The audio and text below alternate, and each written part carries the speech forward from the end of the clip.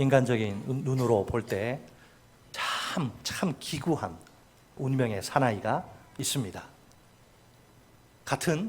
저도 사나이인데, 같은 사나이의 입장에서 가엾고 불쌍하기 짝이 없는 그런 남자입니다. 그는 자기 나라가 망하기 몇 해 전에 낯선 나라로 끌려갑니다. 희망이라고는 조금도 찾아볼 수 없는 그곳에서 하나님의 부르심을 받습니다. 비록 포로 신세지만 그 소명의 자리에서 묵묵히 땀을 흘립니다. 하나님의 종으로서 다른 동족 포로들을 섬기는 일에 최선을 다합니다. 때로는 도저히 이해할 수 없는 명령이 주어지지만 불평 한마디 하지 않습니다. 신체 자유를 억압당한 상태에서 많은 고통을 겪기도 합니다. 그러던 어느 날 청천벽력, 마른 하늘에 날벼락 같은 사건이 벌어집니다. 사랑하는 아내가 둘도 없어요. 딱 하나밖에 없어요. 사랑하는 세컨드가 없습니다. 사랑하는 유일한 그 아내가 갑자기 하나님의 손에 의해 죽임을 당하고, 누구의 손에? 하나님의 손에 의해 죽임을 당하고 만 것입니다. 아니, 다른 사람도 아니고 하나님이 어떻게 이러실 수가 있습니까? 이것이 하나님께 죽도록 충성하고 헌신한 삶에 대한 보상이란 말입니까? 이런 하나님이시라면 그 어느 누가 끝까지 믿고 따를 수 있을까요?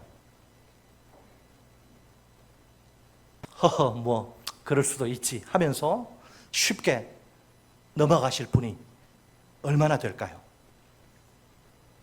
다들 눈치채셨겠지만 이 사나이가 누구예요? 아주 훌륭하십니다. 이 사나이는 예언자 에스겔입니다. 그의 눈앞에 그 깊은 슬픔인 상실이 불청객처럼 느닷없이 쳐들어온 것입니다. 오늘 본문에는 한 가지 표적 행위가 나옵니다. 이 표적 행위는 하나님이 당신의 뜻을 보여주시는 강력한 수단입니다. 청각적인 이미지보다 시각적인 이미지에 호소하는 방식이지요.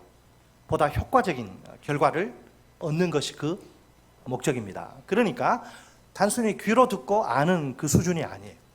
눈으로 보고 마음에 깊이 새겨 넣는 겁니다. 무엇보다 표적 행위가 상징하는 의미를 제대로 깨닫는 것이 중요합니다. 원래 여러분 예언자의 임무는 하나님의 말씀을 선포하는 일입니다. 이때 그는 언어, 말만이 아니라 행동도 도구로 사용합니다. 때때로 예언자의 그 개인적 삶 자체가 하나님의 메시지가 되기도 합니다. 오늘 본문을 두 파트로 나눠서 살펴볼 터인데 한번 따라서 하시겠습니다. 첫째, 상실은 죄의 결과다. 상실이 뭐의 결과라고요? 죄의 결과다. 본문 15절을 보면 여호와의 말씀이 또 에스겔에게 임합니다. 이 부분을 직역하면 여호와의 말씀이, 주님의 말씀이 나에게 내렸다. 위에서 아래로, 나는 아래에 있고 하나님 위에 계신데 위에서 여호와의 말씀이, 주님의 말씀이 내려왔다. 내게 예언자에게 말씀을 내려주신 분은 여호와 하나님입니다. 이번에도 역시 하나님이 일하시는 방식은 변함이 없습니다. 하나님은 당신이 세우시고 보내신 예언자를 통해 계속 말씀하십니다. 어제나 오늘이나 내일이나 마찬가지입니다. 예언자는 하나님이 자기에게 부어주신 그분의 말씀을 바르게 선포해야 합니다. 그런데 하나님이 지금 에스겔에게 주신 말씀은 너무나 충격적입니다. 정말 이것이 하나님의 입으로부터 나온 말씀인지 음성인지 귀가 의심스러울 정도입니다. 말문이 막혀 깊은 침묵 속에 빠지기 딱 좋은 상황입니다. 보면 16절로 17절 말씀입니다. 인자야, 내가 네 눈에 기뻐하는 것을 한번 쳐서 빼앗으리니 너는 슬퍼하거나 울거나 눈물을 흘리거나 하지 말며 죽은 자들을 위하여 슬퍼하지 말고 조용히 탄식하며 수건으로 머리를 동이고 발에 신을 신고 입술을 가리지 말고 사람이 초상집에서 먹는 음식물을 먹지 말라 하신지라. 아멘. 에스겔이 여호와께로부터 받은 말씀의 내용 크게 두 가지입니다. 첫째는 하나님이 하실 일에 관한 것입니다. 둘째는 예언자인 하나님의 종 에스겔이 해야 할 일에 관한 것입니다. 장차 하나님의 에스겔에게 한 가지 행동을 하실 것입니다. 당신의 행동을 예고하시는 셈이지요. 하나님이 에스겔의 눈에 기뻐하는 것을 한번 쳐서 빼앗으실 것입니다. 본문을 직역하면 이렇습니다. 나는 내 눈의 즐거움을 갑작스러운 죽음으로 내게서 빼앗아 가겠다. 다시 한 번 더요. 나는 내 눈의 즐거움을 갑작스러운 죽음으로 내게서 빼앗아 가겠다. 여기서 내 눈의 즐거움은 에스겔이 사랑하는 하나뿐인 아내를 가리킵니다. 우리말 성경이 처서로 옮긴 히브리어 단어는 내리치는, 세게 이렇게 내리치는 타격을 의미합니다. 하나님이 격렬하게 치시는 재앙을 가리킵니다. 혹은 하나님이 징벌하시는 도구인 치명적인, 걸리면 낫지 못하고 죽는 치명적인 전염병을 뜻합니다. 그러니까 그녀가 뭐 뜻밖의 사고나 아니면 일반적인 병으로 죽는 것이 아닙니다. 하나님께 맞아서, 얻어맞아서 갑자기 죽는 겁니다. 그녀의 죽음의 원인이 하나님께 있다 이 말입니다. 아니, 이 부부에게 무슨 날벼락이란 말입니까? 아무리 곰곰이 생각해 봐도 도저히 이해할 수가 없습니다. 참으로 억울하기 짝이 없는 노릇입니다. 저만 이해가 안 되나요? 여러분 이해되세요? 이 상황이 지금? 이 시츄에이션이 이해가 되십니까? 이해되시는 표정들인데 지금 이해되면 큰일 나는데 사람이 아닌데 얼마나 억울합니까 지금? 자, 피 흘린 성읍 예루살렘에 분노하셔서 보응하시는 하나님이시죠. 그 하나님이 당신을 위해 누구보다 헌신하는, 속된 말로 쇠빠지게 일한, 누구보다 헌신한 예언자의 아내를 확 그냥 죽이시다니요. 그녀가 남편인 에스겔 몰래 무슨 바람 피웠습니까? 무슨 맞아 죽을 만한 몹쓸 죄를 지었습니까? 본문에는 그렇게 추정할 수 있는 단서가 전혀 없어요. 그렇다면 하나님이 사람을 지금 잘못 고르신 겁니까? 얘를 때리려고 했는데 잘못해서 쟤를 때린 거예요? 솔직히 말해서 이 하나님의 말씀은 사람이라면 누구나 도저히 받아들이기 어렵습니다. 하나님이 예루살렘의 멸망을 상징적으로 확실히 보여주시고 싶다 칩시다. 물론 그래요. 아무리 그래도 그렇지 어떻게 예언자의 아내를, 자기 충신의 아내를 죽이실 수 있습니까? 소름 끼치도록 충격적인 말씀이 아닐 수 없습니다. 전능하신 하나님, 올마이티 가드, 전능하신 하나님께 꼭 이 방법밖에 없단 말입니까? 얼마든지 다른 방법을 하나님이 못하실 일이 뭐가 있어요? 얼마든지 다른 방법 사용하실 수 있지 않습니까? 선하신 하나님이 그럴 만한 죄가 전혀, 그런 만한 죄가 보이지 않는 여자를 급사시키다니요, 죽이시다니요, 눈물 콧물 다 빠지도록 그냥 따끔하게 혼내시는 방법도 있지 않습니까? 왜 꼭 이렇게까지 무자비한 방법을 선택하신 겁니까? 충성스러운 당신의 종 에스겔에게 해도에도 너무하신 거 아닙니까?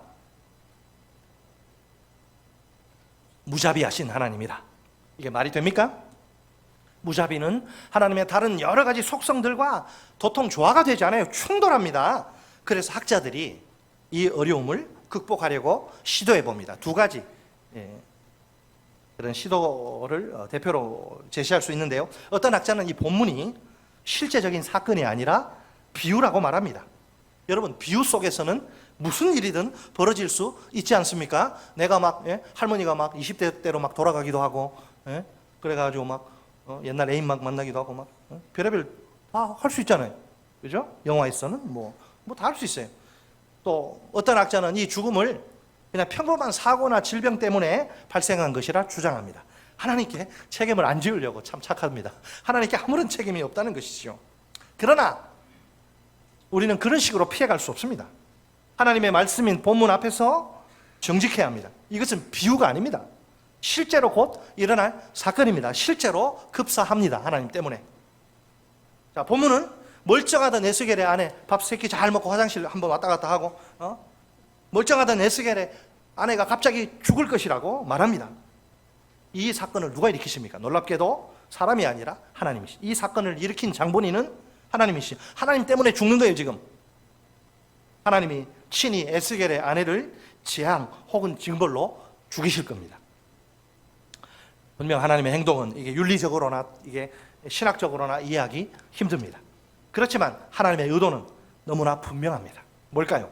그것은 이스라엘의 그 전통적 하나님 이해에 대한 아주 충격적인 공격이라. 지난 주일 설교 시간에도 제가 언급한 적이 있죠. 여호와를 이스라엘이 어떻게 생각합니까? 여호와를 자기들에게 항상 구원을 베푸시는 분으로 그렇게 생각하는 이스라엘이 아닙니까? 자기들이 하나님 앞에서 어떻게 살든지 구원과는 아무 상관이 없는 거예요. 거의 신념으로 굳어버린 그들의 생각을 한번 들어볼까요? 완전 이방원, 태종 이방원하고 똑같아요. 이방원. 이런들 저런들 어떠하리? 구원은 이미 따놓은 당상인 것을. 그들에게 예루살렘 성전의 파괴 그리고 하나님 백성의 멸망, 이것은 불가능한 일이며 일어날 수 없는 일이에요. 예루살렘 성전과 하나님의 백성이란 그 신분이 구원의 반석입니다. 그러나 사실은 그렇지 않습니다. 그들의 삶과는 상관없이 어떤 삶을 막 살든지 말씀대로 살든지 그들의 삶과는 상관없이 언제나 그들을 지켜주는 구원의 반석 없어요. 그런 거는.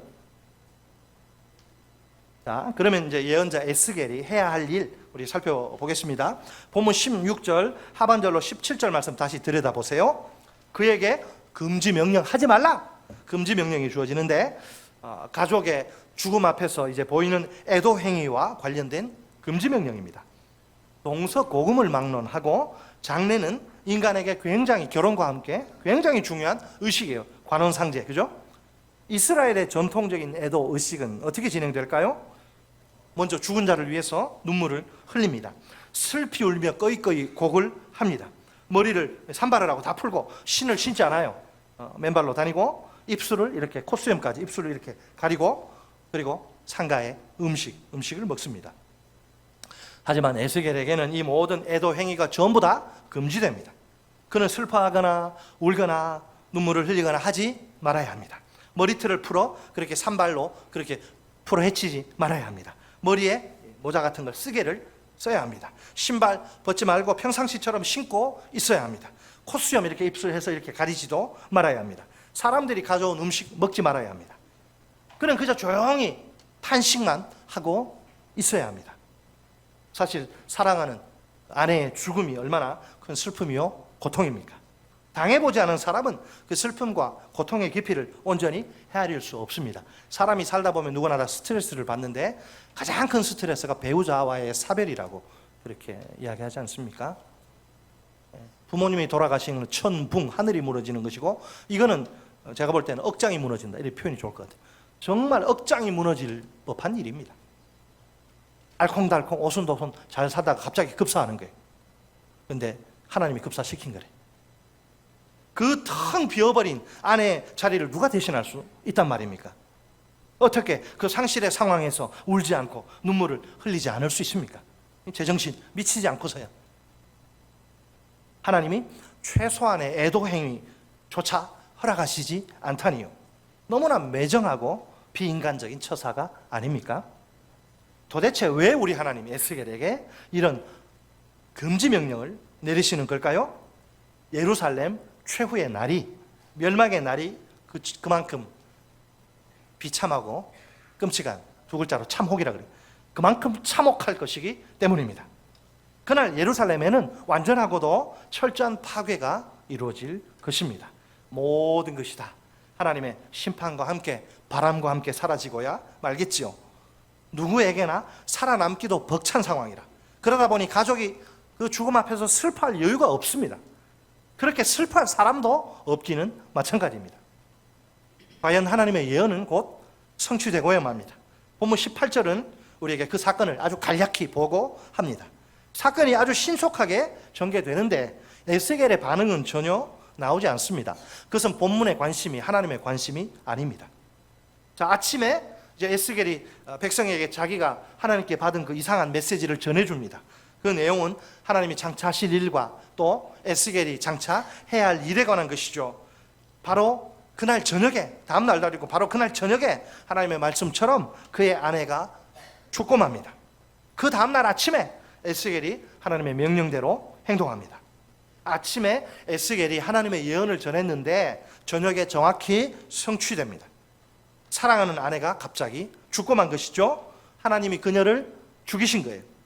아무리 하나님이 하신 일이라고 하지만 멀쩡하던 아내가 급사하고 말다니요. 남편에게 얼마나 큰 충격일까요? 그러나 에스겔은 그 이튿날 하나님의 명령대로 순종합니다. 에스겔은 하나님께 이유를 따져 묻지 않습니다. 납득할 만한 설명을 요구하지도 않습니다.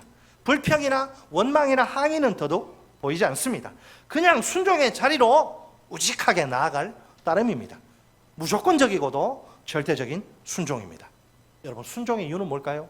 성경을 읽으시면서 상식적이지 않고 이치에 맞지 않는 부분 나오면 그 이유가 있습니다. 항상 퀘스천하고 왜를 자꾸 질문을 던지셔야 묵상의 깊이가 깊어져요. 왜 순종의 이유는 뭐예요 도대체? 에스겔이 무슨 약 먹은 거 아니잖아요. 순종의 이유는 단 하나, 그것이 하나님의 입에서 나온 명령이기 때문입니다. 이유를 몰라도 괜찮아요.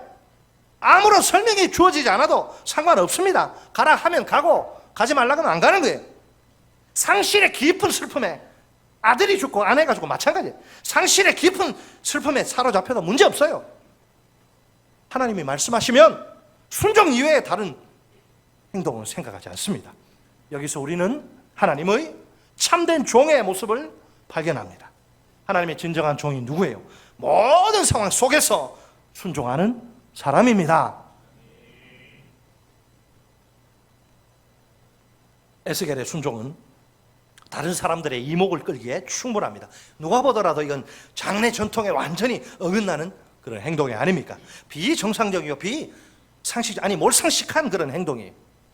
아내가 갑자기 죽은 비통한 상황입니다. 그런 상황에서 에스겔처럼 행동하는 사람은 아무도 없어요. 그러자 백성들은 그 행동이 자기들에게 주어지는 메시지라는 사실을 알아차립니다. 뭔지 모를 하나님의 특별한 메시지가 담겨있는 게 틀림없습니다. 그래서 에스겔에게 한 가지 질문을 던집니다. 본문 19절 말씀입니다. 백성이 내게 이르되 내가 행하는 이 일이 우리와 무슨 상관이 있는지 너는 우리에게 말하지 아니하겠느냐 하므로. 에스겔의 답변이 무엇입니까? 본문 20절 말씀입니다. 내가 그들에게 대답하기를 여호와의 말씀이 내게 임하여 이르시되. 아멘. 에스겔은 자기 생각 말하지 않습니다. 그 대신 오직 하나님이 자기에게 주신 말씀만 선포합니다. 여기에 예언자로서의 참된 권위가 있습니다. 예언자는 누구냐? 하나님으로부터 받은 말씀을 바르게 선포하는 사람입니다. 어떤 경우에라도 자기 생각이나 뜻을 하나님의 말씀보다 앞세우지 않고 하나님의 말씀인 것처럼 포장하지 않습니다. 사람들의 인기에 영합하기 위해 그들이 듣기 좋아하는 사탕 발린 말을 전하지도 않습니다. 당연히 그에게는 하나님이 주신 말씀이 있습니다. 하나님이 그 말씀을 선포하라고 그를 그 자리에 세우신 거예요. 하나님의 말씀만 선포하는 에스겔이야말로 하나님이 보내신 하나님의 참 예언자입니다. 이제 본문 21절로 24절은 표적 행위에 대한 해석, 하나님이 에스겔에게 직접 가르쳐 주신 해석입니다. 크게 두 가지 내용인데요. 첫째, 에스겔의 아내의 죽음은 예루살렘 성전의 멸망을 상징합니다. 무슨 멸망을 상징한다고? 뭐의 멸망을? 예루살렘 성전의 멸망을 상징해요. 자, 예루살렘 성전을 수식하는 단어들을 보세요. 본문 21절에 따르면 예루살렘 성전은 1차적으로 내 성소, 즉 하나님의 성소입니다. 동시에 너희 세력의 영광, 즉 곧 이스라엘의 영광입니다. 또한 너희 눈의 기쁨, 즉 이스라엘의 기쁨입니다. 아울러 너희 마음의 아낌이 되는 대상, 곧 이스라엘의 소중한 대상입니다. 과거부터 현재까지 이스라엘에게 예루살렘 성전은 어떤 의미가 있습니까? 그들을 항상 구원으로 인도하는 만세 반석입니다. 예루살렘 성전이 있는 한 그들은 어떻게 살더라도 그들은 언제나 안전합니다. 요즘 세상 사람들이 쓰는 말로 표현하면 어떨까요? 늘 그들을 지키는 수호천사라고나 할까요? 그러니까 자랑과 기쁨과 사모의 대상이겠죠. 그들에겐 성전은 너무너무 소중한 존재입니다. 하지만 그들은 완전히 틀렸습니다. 그들의 전통 신학은 순 엉터리입니다. 예루살렘 성전은 만세반석이, 교회는 만세반석이 아닙니다. 항상 그들을 성전이, 교회가 무조건 지켜주는 게 아닙니다. 하나님이 그 성전을 친히 더럽히실 것입니다. 아니요, 이미 그 성전은 하나님이 더럽히시기 전에 그들의 죄악으로 더럽혀진 상태입니다. 성소로서의 기능을 완전히 상실해 버린 것이죠. 아무리 수만의, 천천의 수양과 만만의 황소를 가지고 제사드려도 더 이상 받지 않아요. 존재의 이유나 성소로서의 기능을 완전히 상실해버려서 존재 이유나 가치가 이제 없는 거예요. 더 이상 하나님의 성소라, 성전이라 불릴 자격이 없습니다. 거기에는 그 어떤 자랑도, 그 어떤 기쁨도, 그 어떤 영광도 없습니다. 오직 하나님의 참혹한 심판만이 쏟아질 따름입니다. 안타깝게도 성전만 망하고 끝나는 게 아니에요. 본문 21절 하반절에 의하면 이스라엘의 자기 고 자녀들에 대한 심판도 있습니다. BC 597년에 유배를 당할 때 어른들이 끌려가고 그 예루살렘에는 가족들, 친척들, 자식들 남겨뒀어요. 그들도 하나님의 무서운 칼날을 피하지 못할 것입니다. 피해 죽음에 넘겨지고야 말 것입니다. 이것이 아무도 막을 수 없는 이스라엘의 최종 확정 운명입니다. 자, 이스라엘 백성들의 입장에서 한번 생각해 볼까요? 예루살렘 성전과 자녀들, 그들이 특별히 아끼고 사랑하는 소중한 존재들이죠. 놀랍게도 하나님이 대적이 되셔서 그들에게서 그 소중한 존재들을 다 빼앗아 가시다니요. 하나님이 에스겔에게서 사랑하는 소중한 아내를 빼앗아 가시는 것과 똑같습니다. 자, 둘째, 표적행위의 둘째. 첫째 표적행위의 의미, 그 아내의 죽음이 뭐라 그랬어요? 예루살렘 성전의 멸망을 상징한다 그랬고, 그럼 에스겔의 행동은 뭐냐? 이것은 이스라엘의 절망적 슬픔과 아픔과 고통을 상징합니다. 이스라엘의 뭐냐?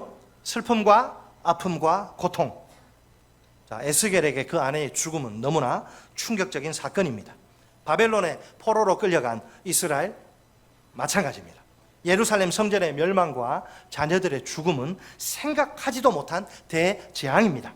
그 절망적 슬픔과 아픔과 고통은 상상을 초월합니다. 제대로 표현할 수가 없습니다. 망연자실, 이럴 때 우리 쓰는 말 망연자실해서 서로 멀뚱멀뚱 바라보면서 탄식할 뿐입니다. 도대체 이스라엘 백성들에게 이 엄청난 상실을 초래한 것이 무엇입니까? 그들이 저지른 죄입니다. 그 죄를 하나님이 심판하신 것입니다. 결국 상실은 뭐예요? 죄의 결과입니다. 그것도 가장 소중한, 여러 개 있고 뭐 대체 가능한 그런 게 아니에요. 대체 불가능한 가장 소중한, 여러분 자식이 어떻게 대체가 됩니까? 가장 소중한 것의 상실이라. 오늘 설교의 제목처럼 상실은 그들에게 말할 수 없이 깊은 슬픔, 마치 비수와 같이 가슴에 꽂히는 슬픔이에요. 에스겔의 표적 행위, 하나님께 어떤 의미가 있을까요? 이스라엘에게는 이런 의미가 있고 하나님께는 어떤 의미가 있을까요? 자, 우리 다 같이 본문 24절 상반절 말씀을 한 목소리로 읽겠습니다. 24절 상반절 시작. 이같이 에스겔이 너희에게 표징이 되리니 그가 행한 대로 너희가 다 행할지라. 아멘. 자, 하나님이 에스겔을 이스라엘의 표징, 즉 예표로 사용하십니다. 본문 27절 하반절도 에스겔이 이스라엘의 표징이 되리라고 말씀합니다. 여기서 예표란 뭐냐면 미리 알려주는 표징을 뜻합니다. 장래의 완전한 것을 미리 맛보기로 보여주는 현재 미미한 것을 가리킵니다. 그러니까 실체, 완전한 실체를 미리 보여주는 그림자라고 할 수 있어요. 예를 하나 들어보면 유월절 어린 양, 유월절에 어린 양이 있겠죠. 그것은 그림자, 그것이 가리키는 완전한 실체는 뭐예요? 죄인들의 속죄, 제물로 돌아가실 예수 그리스도를 예표합니다. 장차 에스겔의 심판 선포는 반드시 성취되고야 말 것입니다. 그때 이스라엘 백성들은 에스겔처럼 똑같이 행동하게 될 것입니다. 따라서 하십니다. 둘째, 상실의 목적은 하나님을 아는 지식이다. 상실은 무엇의 결과? 죄의 결과. 상실의 목적, 상실을 주시는 목적이 뭐예요? 하나님을 아는 지식. 하나님 좀 제대로 알라고. 자, 하나님의 에스겔을 예표로 사용하시는 목적, 하나님이 직접 분명히 밝히십니다. 24절 우리 아까 남겨둔 하반절 우리 이 일이 24절 같이 읽습니다. 시작. 이 일이 이루어지면 내가 주 여호와인 줄을 너희가 알리라 하라 하셨느니라. 아멘. 자, 뒤집어 말하면 이 일이, 이 끔찍한 일이 벌어지기 전에는 너희가 하나님을 믿는다고 하지만 하나님이 누군지 모른다는 거예요. 끔찍한 일이 벌어지고 나서야 이제 알게 된다는 거예요. 자, 27절 하반절 말씀도 있죠. 27절 하반절에 자, 뭐라고 되어 있어요? 이같이 너는 그들에게 뭐가 되고 표징이 되고 그들은 내가 여호와인 줄 알리라. 아멘. 하나님이 그 에스겔을 예표로 쓰셔서 이스라엘 백성들에게 자기 존재를 알려주십니다. 이 예표는 여호와가 주 하나님이심을 선포하는 결정적인 증거입니다. 여호와께서 에스겔의 상징 행위를 통해 자신이 주 하나님이심을 강력하게 선포하시는 겁니다. 또 참 이상한 게 있죠. 누가 뭐래도 이스라엘은 누구죠? 누구입니까? 자칭 하나님의 백성입니다. 그런데도 이상하게 그들은 정작 하나님이 어떤 분이신지 몰라요. 자신들의 삶을 통해 하나님에 대한 무지를 팍팍 드러냅니다. 우상 숭배와 불의와 불법 때문에 엉망으로 망가진 그들의 삶이 아닙니까? 하나님을 모르는 이방 백성들과 조금도 다를 것이 없습니다. 참으로 기가 막힐 노릇입니다. 하나님의 백성이란 자들이 하나님이 어떤 분이신지 모르다니요. 교회 열심히 다니는데 몰라? 구원자가 누구냐 몰라? 예수가 누구냐 몰라? 이게 도대체 말이나 된다고 생각하십니까? 그들의 왕이신 주인이신 하나님이 얼마나 기분 나쁘실까요? 얼마나 빈정상하시겠어요? 야, 너희들 그러고도 내 백성이라고 하느냐? 자식인데 아버지가 몰라? 아버지가 무슨 음식 좋아하는지 몰라? 옆에 담배 가게 아저씨 무슨 색깔 좋아하는지는 아는데 이게 내 자식이 맞아요 이게? 여러분, 이방 백성들은 온갖 죄악으로 말미암아 하나님의 심판을 받게 되죠. 그죠? 하나님을 모르는 그런 자들에게서 무슨 선한 것이 나올 수 있을까요? 선한 것 하나 찾을 수 없는 그들의 악한 삶은 반드시 하나님의 심판을 초래합니다. 물론 하나님이 그들에게 심판을 퍼부으시는 목적은 분명합니다. 하나님이 주 여호와인 줄 알게 하시기 위해서입니다. 이스라엘이나 이방이나 다 똑같아. 다 하나님을 몰라. 그들은 하나님의 심판이 임할 때 이리저리 피투성이 될 때 비로소 하나님이 여호와이신 것을 깨닫게 될 것입니다. 자, 한번 빨리빨리 한번 찾아보는데 잘 따라오셔야 됩니다. 먼저 암몬에 대한 하나님의, 이방인에 대한 하나님의 심판, 그 목적을 살펴보는데 암몬에 대한 하나님의 심판 25장 옆에 있는 7절 우리 같이 읽습니다. 7절 시작. 그런즉 내가 손을 내 위에 펴서 너를 다른 민족에게 넘겨주어 노략을 당하게 하며 너를 만민 중에서 끊어버리며 너를 여러 나라 가운데서 패망하게 하여 멸하리니 내가 주 여호와인 줄을 너희가 알리라 하셨다 하라. 아멘. 다음은 모압과 세일에 대한 하나님의 심판 25장 11절 시작. 내가 모압에 벌을 내리리니 내가 주 여호와인 줄 너희가 알리라. 아멘. 이제 에돔과 블레셋에 대한 하나님의 심판 25장 17절 같이 25장 맨 마지막 시작. 분노의 책벌로 내 원수를 그들에게 크게 갚으리라. 내가 그들에게 원수를 갚은즉 내가 여호와인 줄을 그들이 알리라 하시니라. 아멘. 다음은 두로에 대한 하나님의 심판 26장 6절 다 같이 시작. 들에 있는 그의 딸들은 칼에 죽으리니 그들이 나를 여호와인 줄을 알리라. 아멘. 다음은 애굽에 대한 하나님의 심판 좀 많이 넘어가서 30장 19절 1197쪽 에스겔서 30장 19절 시작. 이같이 내가 애굽을 심판하리니 내가 여호와인 줄을 그들이 알리라 하셨다 하라. 아멘. 끝으로 애굽에 대한 또 하나의 하나님의 심판 30장 26절 시작. 내가 애굽 사람을 나라들 가운데로 흩으며 백성들 가운데로 해치리니 내가 여호와인 줄을 그들이 알리라. 아멘. 자, 그러니까 논리적으로 이스라엘 백성들이든 이방 백성들이든 그들에겐 공통 과제가 하나 있어요. 모두 여호와가 주 하나님이심을 알아야 한다는 것입니다. 그들이 꼭 그래야만 하는 이유가 무엇입니까? 단지 그러지 않으면 두드러 맞으니까, 피 튀기는 칼에 맞으니까 하나님의 무서운 심판 피하기 위해서입니까? 그렇지 않아요.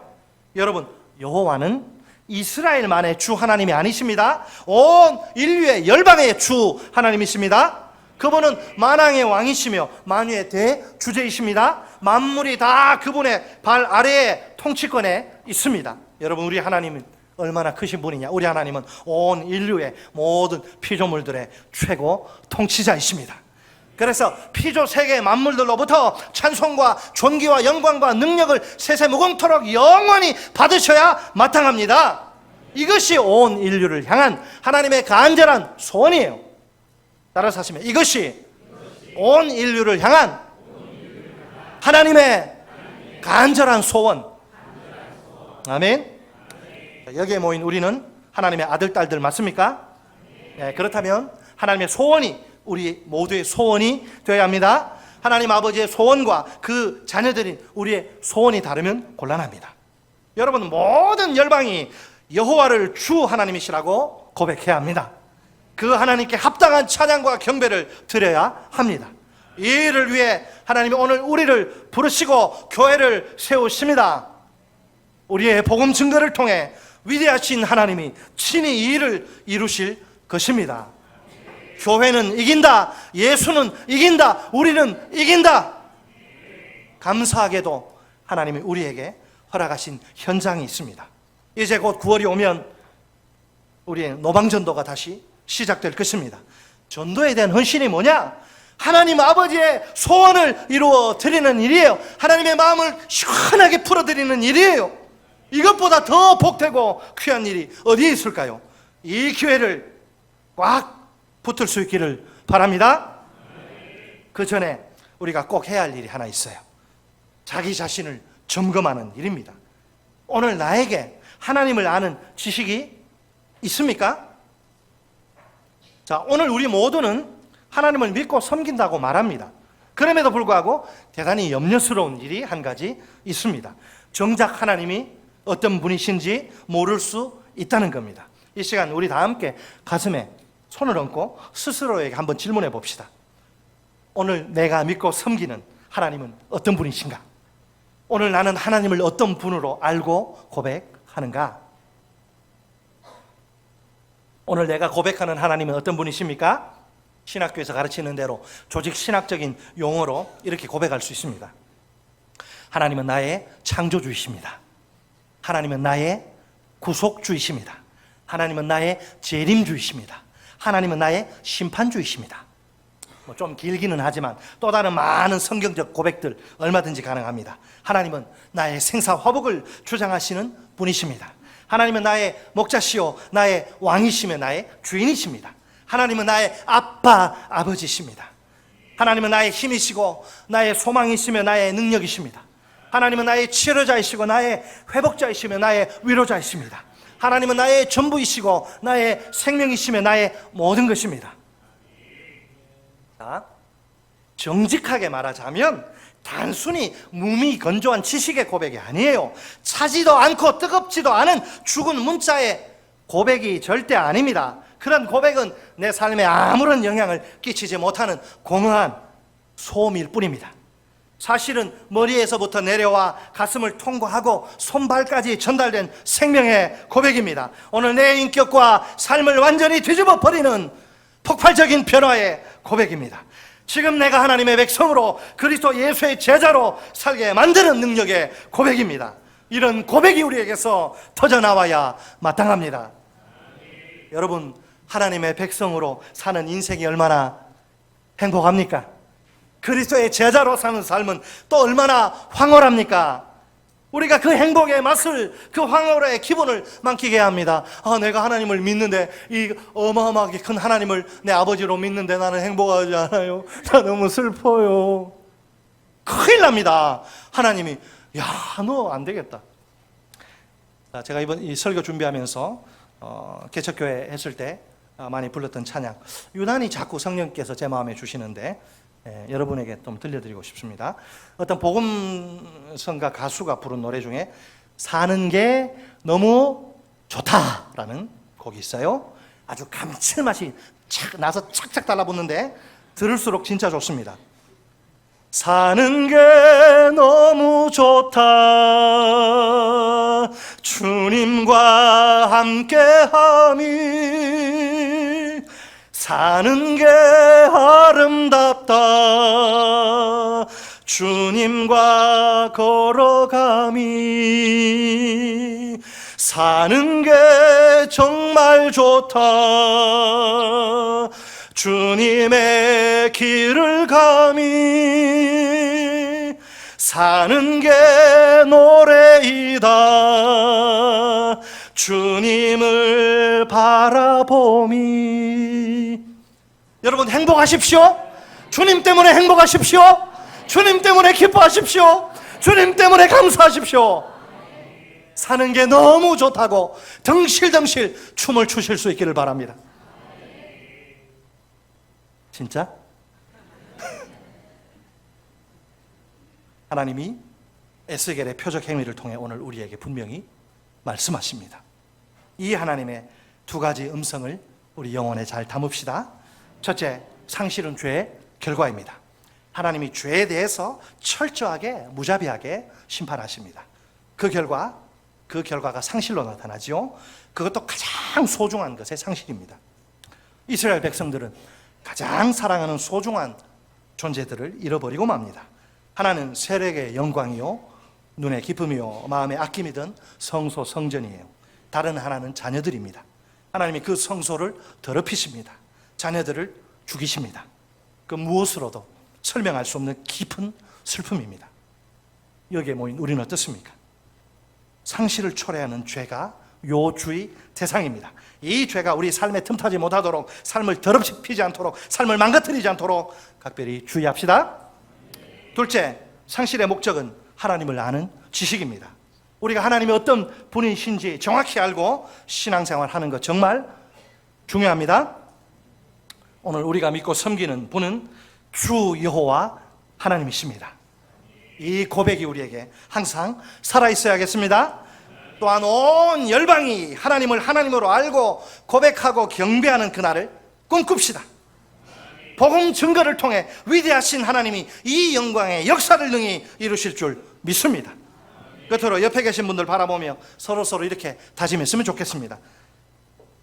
자, 보시고 따라서 하십니다. 복음 증거의 현장에서 우리 꼭 만납시다. 다시 한번, 복음 증거의 현장에서 우리 꼭 만납시다. 아멘.